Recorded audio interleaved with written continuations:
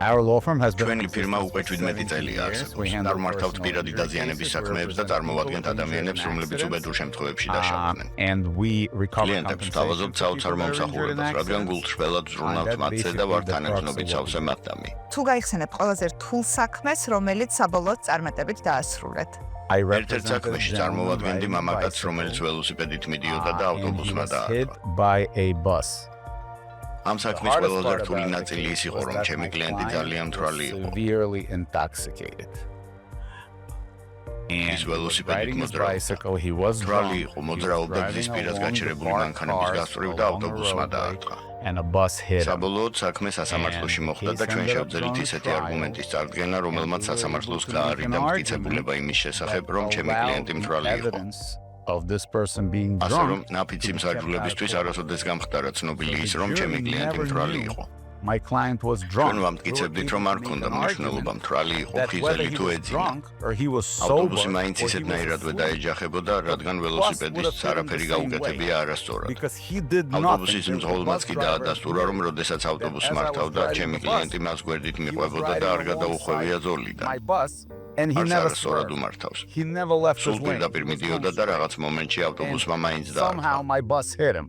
So the fact that he was drunk ასე რომ მისი ნასვამობა აბსოლუტურად არარელევანტური იყო და ნაფიცმა მსაჯულებმა ამის შესახებ ვერ გაიგეს.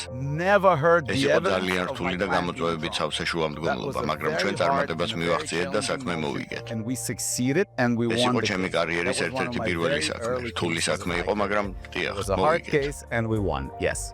როცა მოგმართავენ მომხმარებლები თუ ეუბნებით რამდენად აქვთ შანსი საქმის მოგების რა რისკებთან არის მათი საქმე დაკავშირებული ამ ყველაფერზე წინასწარ თუ აფრთხილებთ We always ჩვენ ყოველთვის ვიძლევით გულწრფელ შეფასებას, რადგან თუ ამას არ გავაკეთებთ, საქმის წარმართვა მაინც მოგვიწევს და არ we დაგავიწყდეთ. don't get paid. ჩვენ ჰონორარს იმ შემთხვევაში ვიღებთ, თუ კლიენტი მიიღებს ანაზღაურებას. ჩვენ ვიღებთ პროცენტს და არავინ გვიხდის ჯიბიდან. So if we თუ don't გულწრფელ provide შეფასებას არ გავაკეთებთ, ეს ნიშნავს, რომ საკუთარ we're თავსაც actually lying ვატყუებთ. to ourselves რადგან as თუ well. კლიენტს არ Because if გადაუხდიან, the ჩვენც client ვერ doesn't მივიღებთ get paid, we don't ჰონორარს. get paid. So ამიტომაც we ვიძლევით provide an honest ობიექტურ assessment შეფასებას, because we იმიტომ რომ ასეა because that's what საჭირო. you're supposed და to do. ასევე არანაირი And we მიზეზი also არ არსებობს, present რატომ არ უნდა reason გავაკეთოთ not ეს, to. რადგან საბოლოოდ Because at the end კონკრეტულ of the რისკს day, ორივე both the კლიენტიც client და and the ადვოკატიც lawyer ერთნაირად carries the same იზიარებს. ამერიკაში მცხოვრები ქართველების რამდენი საქმე წარგიმართავთ Hundreds, maybe ჩვენ thousands. ვიმუშავია ასობით, Probably ალბათ thousands. ათასობით შემთხვევაზე. Yes, many, but რადგან we ჩვენ მრავალი წელია წარმოვადგენთ ქართულ represented the Georgian საზოგადოებას. community for many years. 2008 წელს მე მოვხდი ავტოავარიაში მივიყავი ფეხბურთით და მეორე დღეს გავაჩინე ბავშვი და ავარიაში რომ მოვხდი მქონდა შოკი ვერ გნობდი ბავშვს ჰოსპიტალიდან მე დაუკავშირდი სტივენ შატნევიჩს ქართულად მოლაპარაკე პარალეგალი ეს დესკზე ყველა შეგივსებენ აპლიკეიშენს ოფისი მუშაობს 24/7-ზე არ არსებობს შაბათია კვირაა ყველანაირი აი ხელს შეუწყობს კლიენტს ქართველები ძირითადად მოგვართავენ ხოლმე ავტოავარიის შემთხვევაში, როდესაც ავტომობილი არის დაზიანებული და აგრეთვე ჭირდებათ მკურნალობა ჯანმრთელობის თვალსაზრისით. უფრო მეტი ესეთი кейსია, ვიდრე მაგალითად როგორც trip and fall, ეს ნიშნავს, როდესაც ქუჩაში ჩვეულებრივად მიდიხარ და რაღაც ფეხი აგისყრდა და დაეცი. უფრო მეტად ავარიის შემთხვევები გვაქვს თანამშრომლობთ სხვადასხვა სამედიცინო ოფისებთან და ასე რომ ვთქვათ, ვეხმარებით ყველანაირად ქართველებს უფრო მეტად, იმიტომ რომ მაინც ჩვენი კუთხის ხალხი რომ არის, უფრო მეტად ყურადღებით გამოვირჩევით ხოლმე მეც და სხვა ქართველი გოგოებიც, ვინც ამ ოფისში მუშაობთ. თითქმის ყოველ დღე მოდიან ჩვენთან და ზოგი კონსულტაციისთვის, ზოგი უკვე საქმის გადმოტანა უნდათ. სხვა ორგანიზაციიდან საქმის გახსნა უნდა. პირველად მეგობრებისგან გავეკე ამათ შესახებ. მეგობრებმა მირჩიეს, რომ ძალიან კარგი ადვოკატი იყო თახნევიჩის ჯგუფში და ყველაზე კარგი ჩემთვის ის იყო, მისაწვდომი იყო ინგლისურადაც, რუსულადაც და ქართულადაც კონტაქტი. კავშირი არანაირი პრობლემა არ ყოფილა, ყოველთვის ნებისმიერ დროს, ნებისმიერ საკითხზე ამ ინფორმაციას ვიღებდი. ცოტა რთული საკითხი, ანუ რთული შემთხვევა იყო. ჩემი кейსი, მაგრამ ჩვენმა ადვოკატმა მაინც შეძლო, რომ არმატებით გასულიყავით ყველაში.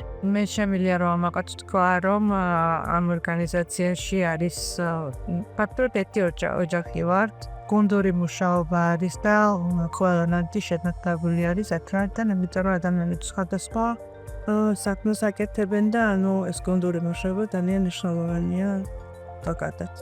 ამ ბიუროში უკვე 6 თვე რაც მუშაობ, საკმაოდ მეგობრული სტაფია და გარემო პირობებიც ისეთია, რომ ძალიან ერთობლივად და გუნდურად მუშაობ თითოეულ кейსზე. რაც შეეხება სხვადასხვა ეროვნების წარმომადგენლებიც არიან, ეს რაც უფრო ხელს უწყობს რა თქმა უნდა კლიენტებთან და მომხმარებელთან საუბრისას, თუნდაც კომუნიკაციის თვალსაზრისით ძალიან ესე ვთქვათ, შეკრული ერთი დიდი გუნდი ვართ. ყველაზე ხშირად რა საკითხთან დაკავშირებით მოგმართავენ? ხშირად ხდება ავტოსაგზაო შემთხვევები, როცა ადამიანი დგას შუქნიშანზე და უგნიდან მანქანა ეჯახება. That happens all Udvayot the ხდება. time, and that's basically ეს one of the ერთ-ერთი most ყველაზე common ხშირი ways შემთხვევაა, რის შედეგადაც ადამიანები იღებენ people დაზიანებებს. fall on sidewalks. ასევე ხშირია ფეხით მოსიარულეების დაცემა ტროტუარებზე. where there's a tree. ნიუ-იორკში ხშირად ტროტუარებზე დარგული ხეები იწვევს იმას, რომ ფესვები ბეტონს წევს და ქმნის უთანაბრო ზედაპირს. And it creates an uneven sidewalk. ადამიანი მიდის ამ არათანაბარ ტროტუარზე, ფეხს ამოგრავს და ეცემა. ეს ძალიან გავრცელებული პრობლემაა, რითიც ხალხი ჩვენთან მოდის. ეს ხშირად ხდება განსაკუთრებით ნიუ-იორკში, რადგან ქონების მფლობელებს ვალდებულება აქვთ მოახდინონ ტროტუარების უსაფრთხო შენარჩუნება. ტროტუარები უნდა იყოს სწორი. თუ ისინი არათანაბარია, მაშინ იმ შენობის მფლობელია პასუხისმგებელი, რომელიც ტროტუართან მდებარეობს და ამ შემთხვევაში მათი დაზღვევა გადაიხდის ზიანს.